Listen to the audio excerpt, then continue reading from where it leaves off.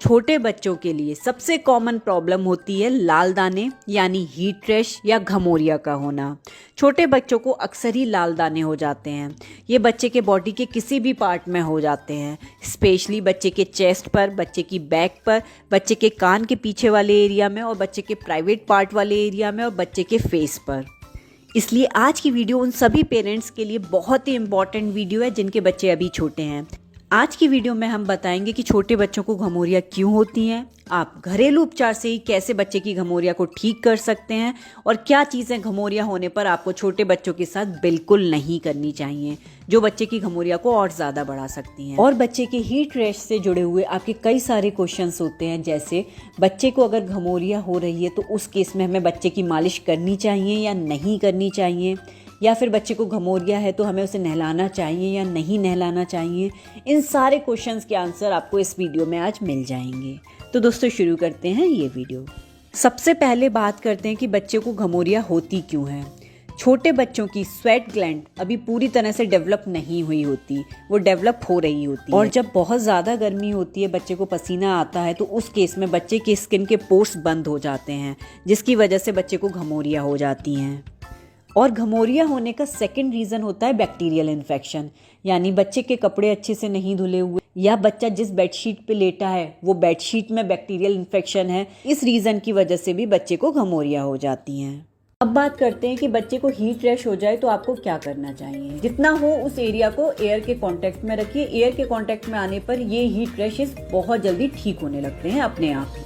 और आप उस एरिया पे बर्फ से थोड़ी सी सिकाई कर सकते हैं। कपड़े पे बर्फ का एक टुकड़ा रखिए, उस टुकड़े को हटा दीजिए। जब कपड़ा काफ़ी ठंडा हो जाए तो उसे इस हीट रैश पे लगाइए। इससे बहुत ही जल्दी बच्चा रिलैक्स हो जाता है।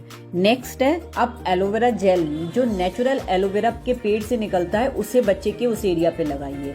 इससे भी बहुत जल्दी हीट रैशेस ठीक हो जाते हैं। नेक्स्ट है, मुल्तानी मिट्टी का पेस्ट लगाइए। मुल्तानी मिट्टी आपको मार्केट में मिल जाएगी बहुत इजीली किसी भी ग्रोसरी शॉप पे। उसे लगभग आधा घंटे तक भीगा रहने दीजिए। फिर जहाँ पर हीट रैश हुआ है उस एरिया में उसे अप्लाई कर दीजिए और 10 मिनट के बाद उसे अच्छे से धो दीजिए। फिर आप देखेंगे कि बहुत ही जल्दी ये हीट रैश को ठीक कर देगी। बच्चे को हीट रैश हो रहा है तो कोशिश करिए कि बच्चे को ज़्यादा पसीना ना आए, इसलिए उसे एसी या कूलर में रखिए, जिससे बच्चे बहुत ही जल्दी रिलैक्स हो जाएगा और बहुत जल्दी ठीक हो जाएगा। अब बात करते हैं कि हीट रैश होने के केस में बच्चे को नहलाना है या उसकी मालिश करनी है या नहीं करनी है। तो आप बच्चे की मालिश आराम से कर सकते हैं, पर जिस एरिया में हीट रैश हुआ है उस एरिया को आपको अवॉइड करना है। यानी बच्चे की बैक पर हीट रैश हुआ है तो उस टाइम पर बच्चे की बैक की मालिश अवॉइड करिए। और आप बच्चे को आराम से नहला सकते हैं, उसे किसी भी तरह का कोई अनकंफर्ट नहीं होगा जब आप हीट रैश के केस में भी बच्चे को नहलाते हैं। तो इससे बच्चे को बहुत ही रिलैक्स लगेगा, क्योंकि उस समय उस एरिया में उसे ठंडक मिलेगी। बस उस एरिया में साबुन लगाना अवॉइड करिए।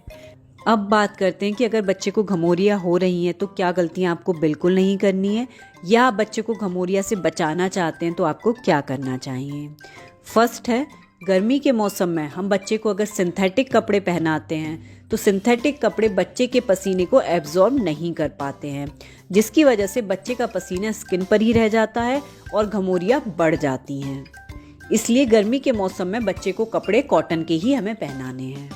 नेक्स्ट है, घमौरिया होने पर पाउडर बिल्कुल भी नहीं लगाना है, क्योंकि पाउडर लगाने से पोर्स बंद हो जाते हैं और घमौरिया बढ़ सकती हैं। तो दोस्तों, अगर आपको ये वीडियो अच्छी लगी तो प्लीज़ लाइक करें, शेयर करें और सब्सक्राइब करें। थैंक यू दोस्तों।